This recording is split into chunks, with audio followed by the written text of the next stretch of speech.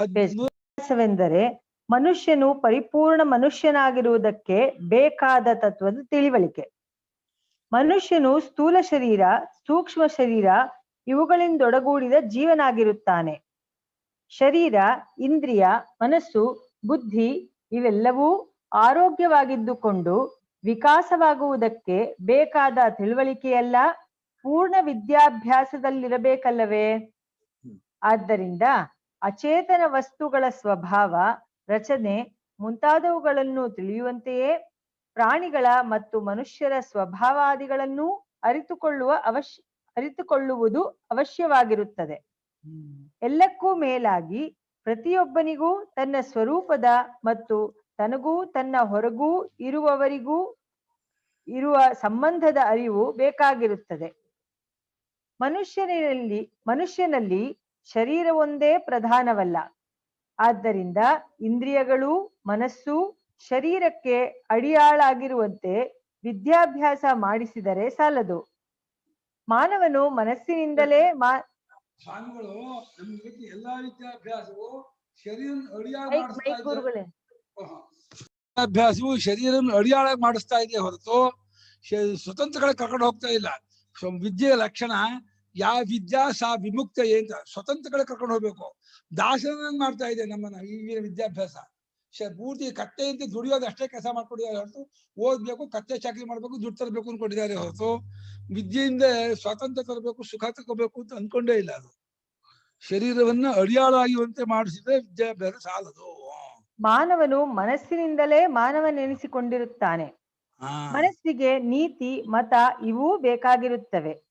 ಮಾಡಬೇಕಾದದ್ದು, ಮಾಡಬಹುದಾದದ್ದು, ಮಾಡಲೇಬಾರದ್ದು ಎಂಬ ವಿವೇಕವಿಲ್ಲದೆ ಮನುಷ್ಯನು ಮನುಷ್ಯನಾಗಿ ಬಾಳುವುದು ಸಾಧ್ಯವಿಲ್ಲ.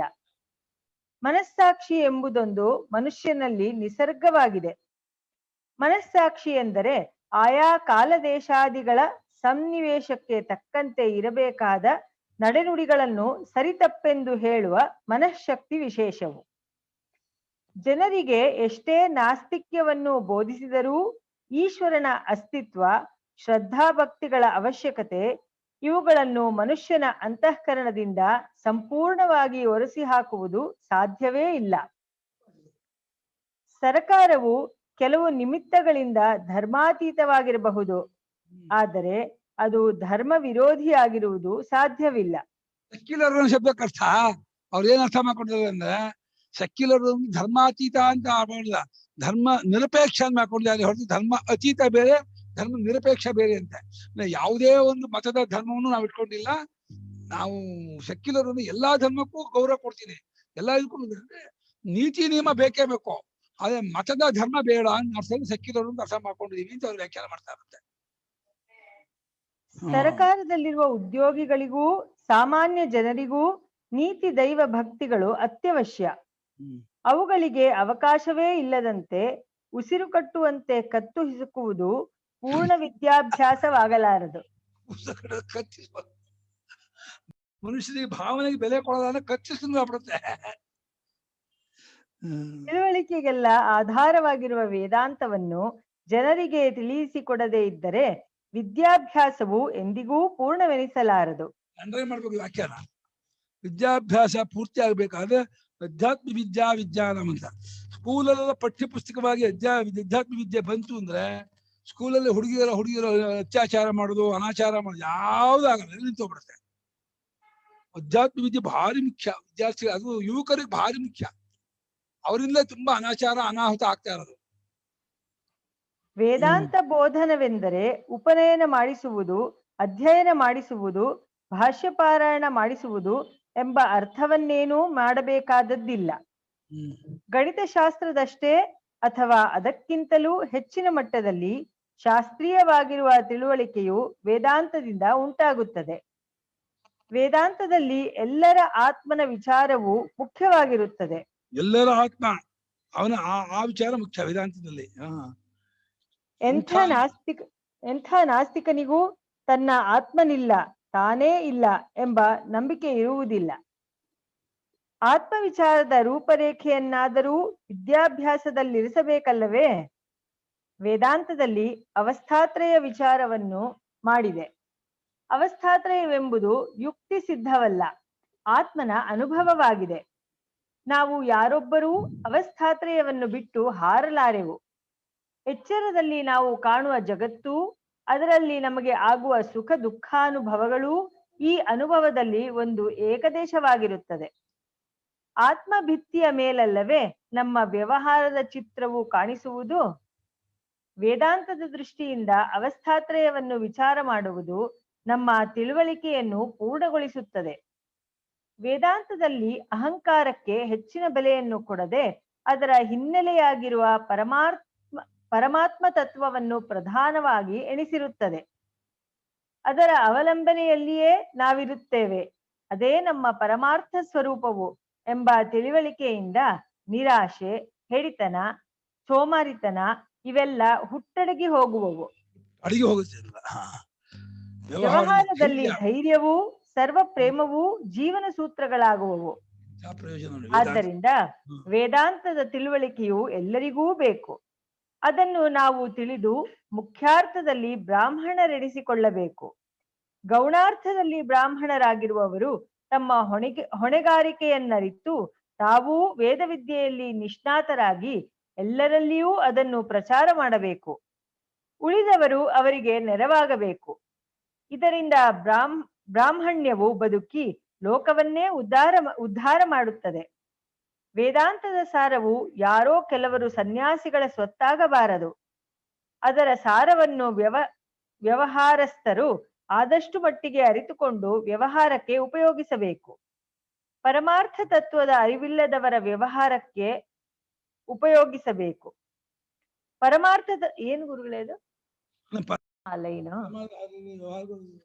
ಇನ್ನೊಂದು ಹೌದು, ಪರಮಾರ್ಥದ ಅರಿವಿಲ್ಲದ ವ್ಯವಹಾರಕ್ಕೂ ಅದನ್ನು ಅರಿತಿರುವವರ ಹೆಚ್ಚು ಕಡಿಮೆ ಇದೆ ಅಂತ ಅಷ್ಟೇ. 2 ಸಲ ಬಂದಿಲ್ಲಮ್ಮ. ಪರಮಾರ್ಥದ ಅರಿವಿಲ್ಲದ ವ್ಯವಹಾರಕ್ಕೂ ಅದನ್ನು ಅರಿತಿರುವ ವ್ಯವಹಾರಕ್ಕೂ ಬಹಳ ಹೆಚ್ಚು ಕಡಿಮೆ ಇದೆ. ಪರಮಾರ್ಥ ತತ್ವದ ಅರಿವಿಲ್ಲದವರ ವ್ಯವಹಾರಕ್ಕೂ ಅದನ್ನು ಅರಿತಿರುವವರ ವ್ಯವಹಾರಕ್ಕೂ ಬಹಳ ಹೆಚ್ಚು ಕಡಿಮೆ ಇರುತ್ತದೆ. ಸ್ವಾಮಿಗಳು ಈ ಪ್ಯಾರದಲ್ಲಿ ವೇದಾಂತದ ತಿಳುವಳಿಕೆಯು ಎಲ್ಲರಿಗೂ ಬೇಕು ಅಂತ ಇದ್ದಾರೆ. ಅಂದ್ರೆ ಇಲ್ಲಿ ಯಾವ ಮನುಷ್ಯ ಮಾತ್ರಕ್ಕೆ ಕೊಡಿ ವೇದಾಂತ ತಿಳುವಳಿಕೆಯನ್ನ, ಪ್ರತಿಯೊಬ್ಬರು ವೇದಾಂತ ಜ್ಞಾನವನ್ನು ಪಡ್ಕೊಳ್ಳಿ ಅನ್ನುವಂತಹ ಒಂದು ಇದನ್ನು ತೋರಿಸ್ತಾ ಇದ್ದಾರೆ. ಮನುಷ್ಯನು ಕೆಲವು ಭಾಷೆಗಳನ್ನು ಕಲಿತ ಮಾತ್ರಕ್ಕೆ ಅಕ್ಷರ ವಿದ್ಯೆಯನ್ನು ಕಲಿತಂತೆ ಆಗುವುದಿಲ್ಲ.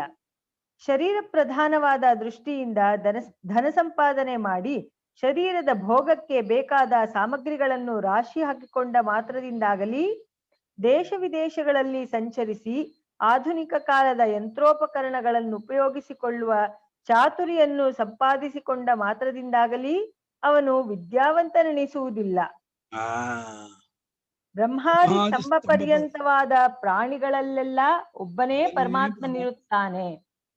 ನಾಶರಹಿತನಾದ ಆತನನ್ನರಿತುಕೊಂಡು ಸರ್ವತ್ರ ಸಮಬುದ್ಧಿಯನ್ನು ಗಳಿಸುವ ಗುರಿಯನ್ನಿಟ್ಟುಕೊಳ್ಳುವುದೇ ನಿಜವಾದ ವಿದ್ಯಾಭ್ಯಾಸದ ಗುರುತು.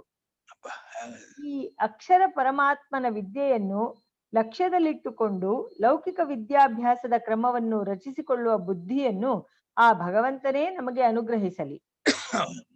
ವೇದಾಂತ ವಿದ್ಯೆಯನ್ನು ಲೋಕಕ್ಕೆಲ್ಲ ತಮ್ಮ ಅಮೋಘ ಗ್ರಂಥಗಳ ಮೂಲಕ ಸೂರೆ ಮಾಡಿಕೊಟ್ಟಿರುವ ಶ್ರೀ ಶಂಕರ ಭಗವತ್ಪಾದರವರೂ ಅನುಗ್ರಹಿಸಲಿ ಎಂದು ಹಾರೈಸುತ್ತೇನೆ. ಈಗಿನ ಜನತೆಗೆ ವೇದಾಂತದ ಪ್ರಯೋಜನ. ಈಗಿನ ಜನರಲ್ಲಿ ಏನು ವಿಶೇಷ? ಈಗ ಸುಮಾರು 100 ವರ್ಷಗಳಿಂದ ಭೂಮಂಡಲದ ಜನರ ಜೀವನವು ದೊಡ್ಡ ಮಾರ್ಪಾಡನ್ನು ಹೊಂದಿಬಿಟ್ಟಿರುತ್ತದೆ. ಪಾಶ್ಚಾತ್ಯರು ಭೌತಿಕ ವಿಜ್ಞಾನವನ್ನು ಬೆಳೆಯಿಸಿ ಅದನ್ನು ತಾವೂ ಉಪಯೋಗಿಸಿಕೊಂಡು ಮಿಕ್ಕ ದೇಶಗಳಲ್ಲಿಯೂ ಹರಡಿಬಿಟ್ಟಿರುತ್ತಾರೆ. ಭೌತಿಕ ವಿಜ್ಞಾನದ ಅವಲಂಬನೆಯ ಮೇಲೆ ನಿಂತಿರುವವರು ಈಗಿನವರು. ಈಗಿನವರಾದ ನಾವು ಅನ್ನ, ಬಟ್ಟೆ, ನೀರು, ವಿದ್ಯೆ, ಪ್ರಯಾಣ ಸೌಕರ್ಯ ಮುಂತಾದವುಗಳಿಗೆ ಯಾವ ಸಾಧನವನ್ನು ಉಪಯೋಗಿಸುತ್ತಿದ್ದೇವೆ? ಯಂತ್ರಗಳಿಂದ ಉಳುವುದು, ಪೈರು ಕೊಯ್ಯುವುದು, ಉಕ್ಕುವುದು ಮುಂತಾದ ವ್ಯವಸಾಯ ಕರ್ಮಗಳು ನಡೆಯುತ್ತಿವೆ. ಧಾನ್ಯವನ್ನು ಕುಟ್ಟುವ ಯಂತ್ರಗಳು ಎಲ್ಲೆಲ್ಲಿಯೂ ಕಾಣುಬರುತ್ತಿವೆ. ಈಗ ಅಡಿಗೆ ಮಾಡುವುದಕ್ಕೆ ಕುಕ್ಕರ್ ಮುಂತಾದ ಸಾಧನೆಗಳನ್ನು ಉಪಯೋಗಿಸುತ್ತಾರೆ. ಕಾಫಿ ಪುಡಿ, ಟೀ ಪುಡಿ ಮುಂತಾದವು ಮನುಷ್ಯನ ಕೈ ಮುಟ್ಟಿಸದೆ ತಯಾರಾದದ್ದು ಎಂದು ಹೊಗಳಿಸಿಕೊಳ್ಳುತ್ತಿವೆ. ಬಟ್ಟೆಗಳೂ ಉಡುಪುಗಳೂ ಯಂತ್ರದಲ್ಲಿ ತಯಾರಾಗುತ್ತವೆ. ನೀರನ್ನು ಯಂತ್ರದಿಂದ ಎತ್ತುತ್ತಾರೆ. ದೀಪಗಳಿಗೆ ವಿದ್ಯುತ್ ಶಕ್ತಿಯನ್ನು ಯಂತ್ರಗಳಿಂದ ಉತ್ಪತ್ತಿ ಮಾಡಿಕೊಳ್ಳುತ್ತಾರೆ. ವರ್ತಮಾನವನ್ನು ಟೆಲಿಗ್ರಾಫ್, ಟೆಲಿಫೋನ್, ರೇಡಿಯೋ ಮುಂತಾದವುಗಳ ಮೂಲಕ ಕಳುಹಿಸುತ್ತಾರೆ. ಟೆಲಿ ಶಬ್ದಕ್ಕೆ ಅರ್ಥ ಏನಮ್ಮ? ಟೆಲಿಯಿಂದ ಆಕಾಶನ. ಟೆಲಿ ಶಬ್ದಕ್ಕೆ ಅರ್ಥ ಏನು? ವ್ಯಾಪಕ ಅಂತ, ದೂರ ಅಂತ. ಟೆಲಿದೆ ದೂರನ. ರೈಲು, ಜಹಜು, ಏರೋಪ್ಲೇನ್ ಮುಂತಾದ ಸಾಧನಗಳಿಂದ ಮಾಡುತ್ತಾರೆ. ಸಮಾಜದ ವಿನೋದಗಳಿಗೆ ಸಿನಿಮಾ ಮುಂತಾದ ಯಂತ್ರ ಸಾಧನಗಳನ್ನು ಉಪಯೋಗಿಸುತ್ತಾರೆ. ವಿದ್ಯೆಗೆ ತರಬೇತಾದ ಉಪಾಧ್ಯಾಯರು, ಸ್ಕೂಲುಗಳು ಮುಂತಾದ ಹೊಸ ಉಪಾಯಗಳನ್ನು ಉಪಯೋಗಿಸುತ್ತಾರೆ. ರಾಜಕೀಯವಾದ ಯುದ್ಧಗಳು ಬಗೆ ಬಗೆಯ ಯಾಂತ್ರಿಕ ಸಾಧನಗಳಿಂದಲೇ ಸಾಗುವವು. ಆದ್ದರಿಂದ ಈಗಿನವರು ಎಂದರೆ ಯಂತ್ರಯುಗದವರು, ಭೋಗಕ್ಕೆ ಯಂತ್ರಗಳನ್ನೇ ಉಪಯೋಗಿಸುವವರು. ಇವರಿಗೆ ವೇದಾಂತದಿಂದ ಉಪಯೋಗ ಉಂಟೆ? ಯಂತ್ರಗಳ ಉಪಯೋಗದಿಂದ ಶಕ್ತಿಯನ್ನೂ ಹೆಚ್ಚಾಗಿ ಉಪಯೋಗಿಸಬೇಕಾಗುವುದಿಲ್ಲ, ಕಾಲವೂ ಉಳಿಯುತ್ತದೆ. ಸುಲಭವಾಗಿ ಬೇಗ ಬೇಗನೆ ಅನೇಕ ಭೋಗ ಸಾಮಗ್ರಿಗಳನ್ನು ಮಾಡಿಕೊಳ್ಳಬಹುದು. ಇಷ್ಟು ಅವುಗಳ ಗುಣ. ಆದರೆ ಯಂತ್ರವನ್ನು ಒಬ್ಬೊಬ್ಬರು ಮಾಡಲಾಗುವುದಿಲ್ಲ. ಯಂತ್ರ ದೇವತೆಯು ಕಾಲವನ್ನೂ ಕಷ್ಟವನ್ನೂ ಉಳಿಸಿಕೊಡುತ್ತಾಳೆಂಬುದು ನಿಜ. ಆದರೆ ತಕ್ಕ ಬಲಿ ಕೊಡಬೇಕು. ಅದಕ್ಕೆ ತಕ್ಕ ಬಲಿ ಕೊಡಬೇಕು. ಶೇಕಡ 75 ಜನರಾದರೂ ನನ್ನ ಆರಾಧನೆ ಮಾಡಿದರೆ ನಾನು ಪ್ರಸಾದವನ್ನು ಕೊಡುತ್ತೇನೆ ಎನ್ನುತ್ತಾಳೆ. ಅನೇಕರು ಉಪಯೋಗಿಸಿದರೆ ಮಾತ್ರ ಯಂತ್ರಗಳನ್ನು ತಯಾರಿಸಬಹುದು. ಇಲ್ಲದಿದ್ದರೆ ಅವನ್ನು ಸಿದ್ಧಪಡಿಸುವ ಖರ್ಚು ಅಪರಿಮಿತವಾಗುತ್ತದೆ. ಇದಲ್ಲದೆ ಅವನ್ನು ತಯಾರು ಮಾಡುವುದಕ್ಕಾಗಿ ಕಷ್ಟಪಡುವವರೂ ಬಹಳ ಮಂದಿ ಬೇಕು. ಯಂತ್ರಗಳನ್ನು ಉಪಯೋಗಿಸಬೇಕೆನ್ನುವವರೂ, ಅವುಗಳನ್ನು ತಯಾರು ಮಾಡಿ ಅವುಗಳಿಂದ ಲಾಭವನ್ನು ಪಡೆಯಬೇಕೆನ್ನುವವರೂ ಒಂದಾಗುತ್ತಾರೆ.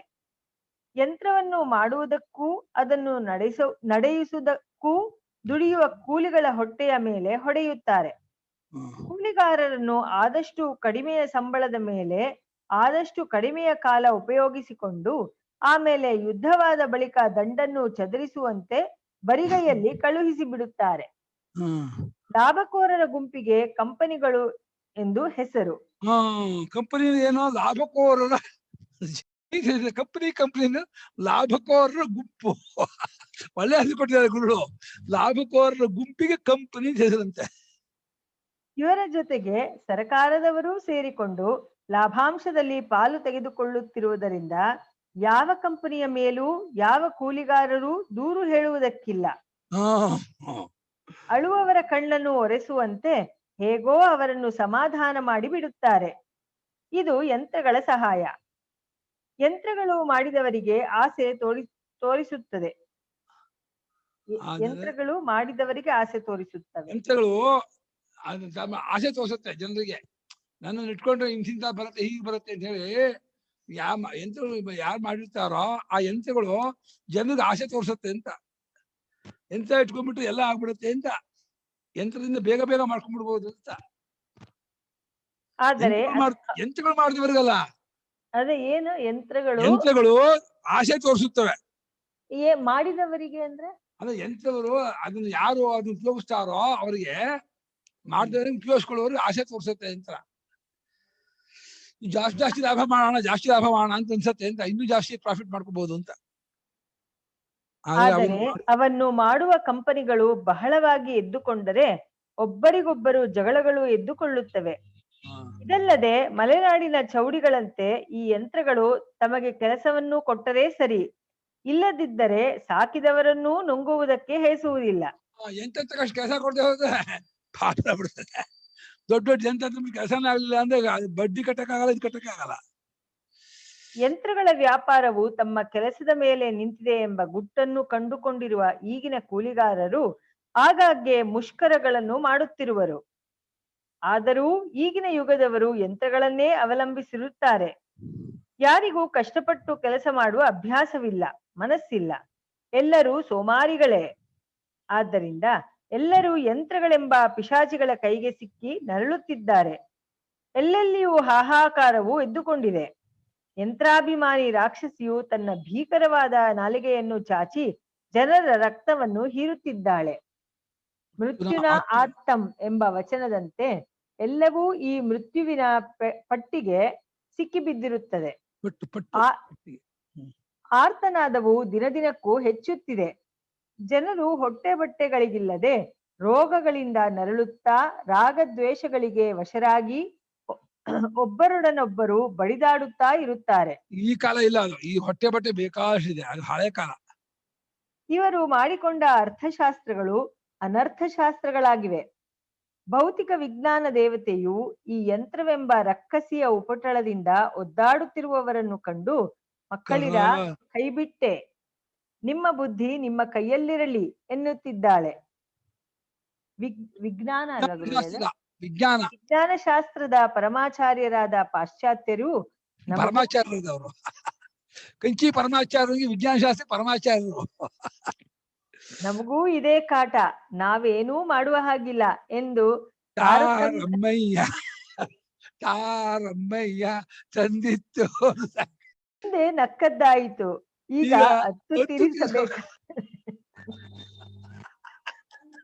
ವೇದಾಂತವು ಹೇಳುವುದೇನು? ಯಂತ್ರವು ಮಾನವನಿಗೇ ಹೊರತು ಮಾನವನು ಯಂತ್ರಕ್ಕಲ್ಲ. ಸಂಘಾತಸ್ಯ ಪರಾರ್ಥತ್ವಂ, ಯಾವುದು ಒಟ್ಟುಗೂಡಿರುವ ಭಾಗಗಳಿಂದಾಗಿರುವುದೋ ಅದು ಮತ್ತೊಬ್ಬರ ಉಪಯೋಗಕ್ಕಾಗಿರುತ್ತದೆ ಎಂಬ ತತ್ವವನ್ನು ನಾವು ನೆನಪಿನಲ್ಲಿಟ್ಟುಕೊಳ್ಳಬೇಕು. ಯಂತ್ರವು ಅಚೇತನವು, ನಾವು ಚೇತನರು. ನಾವು ಅದರೊಳಗೆ ಇಡುವಷ್ಟು ಶಕ್ತಿಯನ್ನು ಮಾತ್ರ ಅದು ತೋರಿಸಿಕೊಳ್ಳಬಲ್ಲದ್ದು. ಆದ್ದರಿಂದ ಅಚೇತನಕ್ಕೆ ಬೆಲೆ ಇಲ್ಲ, ಚೇತನಕ್ಕೇ ಬೆಲೆ ಎಂಬುದನ್ನು ನಾವು ಮರೆಯದಿರಬೇಕು. ಯಂತ್ರದಿಂದ ಅನಾನುಕೂಲವಾದರೆ ಯಂತ್ರವು ಬೇಡ. ಯಂತ್ರಕ್ಕೆ ದಾಸರಾಗಿ ಚೇತನಕ್ಕೆ ಸೊನ್ನೆ ಸುತ್ತುವುದು ಸರಿಯಲ್ಲ. ಆದರೂ ನಾವು ಈಗ ಚೇತನವನ್ನೇ ಅಚೇತನವನ್ನಾಗಿ ಮಾಡಿ ಅಚೇತನವೇ ಚೇತನವೆಂಬಂತೆ ವ್ಯವಹರಿಸುತ್ತಿದ್ದೇವೆ. ಶರೀರವು ಕೂಡ ಒಂದು ಯಂತ್ರವೇ, ಜಡವೇ. ಆದರೂ ಈ ಯಂತ್ರವು ಯಾವ ಸ್ವಾಮಿಗಾಗಿಯೇ ಇರುವುದೋ ಅಂತಹ ಚೇತನವನ್ನು ನಾವು ಮರೆತಿದ್ದೇವೆ. ಶರೀರದ ಆರಾಧನೆಯಲ್ಲಿಯೇ ಕಾಲವನ್ನು ಹಾಕುತ್ತಿದ್ದೇವೆ.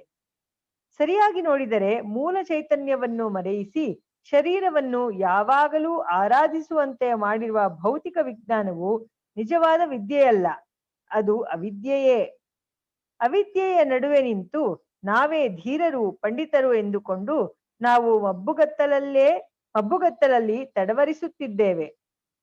ವಿದ್ಯೆ ಎಂದರೆ ಚಿನ್ಮಾತ್ರವಾದ ಬ್ರಹ್ಮವನ್ನು ತಿಳಿಸುವ ವಿದ್ಯೆ. ಬ್ರಹ್ಮವಿದ್ಯೆಗಾಗಿಯೇ ನಮ್ಮ ಬಾಳು. ಪರಮಾರ್ಥವಾಗಿ ನಾವೆಲ್ಲರೂ ಬ್ರಹ್ಮವೇ ಆಗಿರುತ್ತೇವೆ. ಅದನ್ನು ಹೊರಗಿನ ವಸ್ತುಗಳ ಅರಿವಿನ ಗಡಿಬಿಡಿಯಲ್ಲಿ ಮರೆತು ಬಿಟ್ಟಿರುತ್ತೇವೆ. ಆದ್ದರಿಂದ ಅದನ್ನು ನಾವು ನೆನಪಿಗೆ ತಂದುಕೊಳ್ಳಬೇಕು.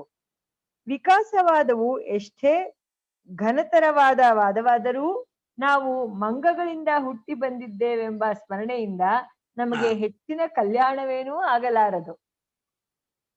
18ನೇ ಶತಮಾನದಿಂದ ಯಂತ್ರಗಳು ಹೊರಕ್ಕೆ ಬಂದು ಈಗ 21ನೇ ಶತಮಾನದ ಹೊತ್ತಿಗೆ ಅವುಗಳು ನಮಗೆ ಹೊರೆಯಾಗಿ ಬಿಟ್ಟಿವೆ.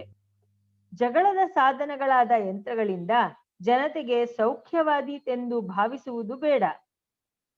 ಆಟಮ್ ಬಾಂಬ್ನಂಥ ಸರ್ವನಾಶಕ ಯಂತ್ರಗಳ ಆವಾಹನೆಯನ್ನು ಮರೆಯೋಣ. ಮಕ್ಕಳು ಪಟಾಕಿಯನ್ನು ಹಚ್ಚಿ ಧಾನ್ಯದ ಬಣವೆಯನ್ನು ಸುಡುವಂತೆ ಮಾನವರನ್ನೆಲ್ಲ ನಾಶ ಮಾಡುತ್ತಿದ್ದಾರೆ ಯಂತ್ರಾರಾಧಕರು.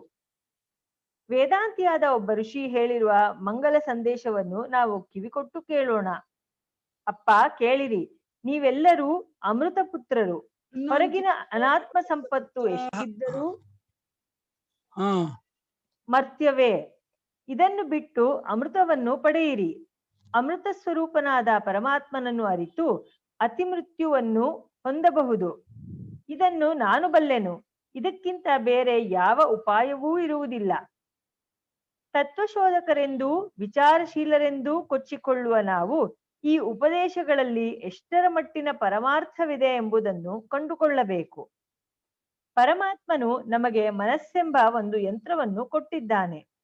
ಆ ಯಂತ್ರವನ್ನು ಆತನ ಕಡೆಗೆ ತಿರುಗಿಸಿ ಆನಂದಿಸುವ ಕೌಶಲವನ್ನು ಯಂತ್ರ ಯುಗದವರೆಂದು ಹೆಮ್ಮೆ ಪಡುತ್ತಿರುವ ನಾವೆಲ್ಲರೂ ಪಡೆದುಕೊಳ್ಳೋಣ. ನಮ್ಮ ನೆರೆಯವರಿಗೂ ತಿಳಿಯಪಡಿಸೋಣ. ಎಲ್ಲರೂ ಆನಂದದಿಂದ ಬಾಳೋಣ. ಶರೀರವು ಯಂತ್ರ ಮಾತ್ರವು, ಜೀವನು ಅದರ ಒಡೆಯನು, ಪರಮಾತ್ಮನು ಅವನ ನಿಜವಾದ ಸ್ವರೂಪವು. ಪರಮಾತ್ಮನು ಅವನ ನಿವಾಸಿರುವನು. ಪರಮಾತ್ಮನು ಅವನ ನಿಜವಾದ ಸ್ವರೂಪವು. ಪರಮಾತ್ಮನೇ ಯಂತ್ರಿ, ಜಗತ್ತೇ ಯಂತ್ರವು. ನಾವೆಲ್ಲರೂ ಮಾಯೆಯಿಂದ ಯಂತ್ರಾರೂಢರಾಗಿ ಸಂಸಾರದಲ್ಲಿ ತೊಳಲುತ್ತಿರುವೆವು. ಆ ಪರಮಾತ್ಮನನ್ನೇ ಶರಣು ಹೋಗಬೇಕು. ಹಾಗಾದರೆ ಯಂತ್ರಗಳ ಕಾಟವು ತಪ್ಪುವುದು, ಪರಮಶಾಂತಿಯು ದೊರೆಯುವುದು. ಇದೇ ಈಗಿನವರಾದ ನಮ್ಮಗಳಿಗೆ ವೇದಾಂತದಿಂದಾಗಬಹುದಾದ ಪರಮ ಪ್ರಯೋಜನವು. ಸಾಕು. ಆಮೇಲೆ ಈ